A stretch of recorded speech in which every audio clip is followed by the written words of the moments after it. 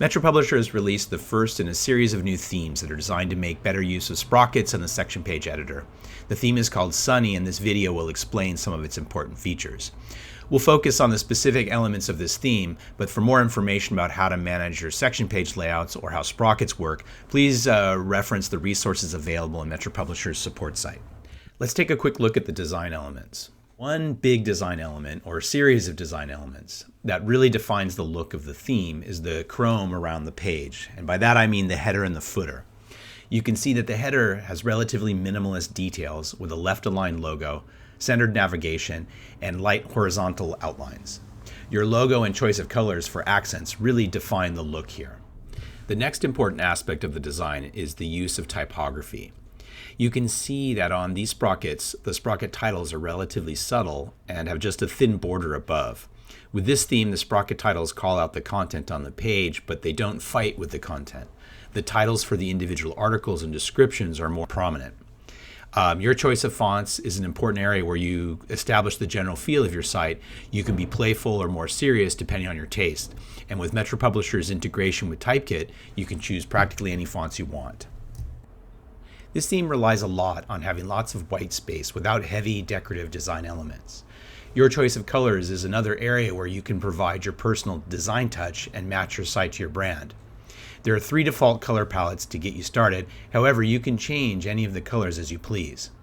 The last important design element is the specific set of characteristics found with each sprocket type.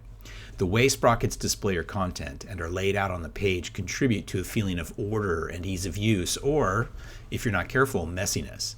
Combined with your own photography or illustrations, the sprockets define how your website looks. The main canvas has a max width of 1100 pixels. Within that space, you're creating nice grid patterns using the section editor to display your content with sprockets. Like in this first example, I have a carousel at 2/3 width on the left and a list sprocket at 1/3 on the right. How those individual sprockets behave with my content affects how I would use them in a layout. So let's see how each of the sprockets look in this theme. On the carousel sprocket, the title and description overlay the image. There's a gradient fade below the text but over the image to make the text more legible, and images are cropped at a 16:9 ratio. The poster board is a Pinterest-style grid where each item aligns vertically. The image will fill the width of the column, but Metro Publisher doesn't crop the image to a particular aspect ratio.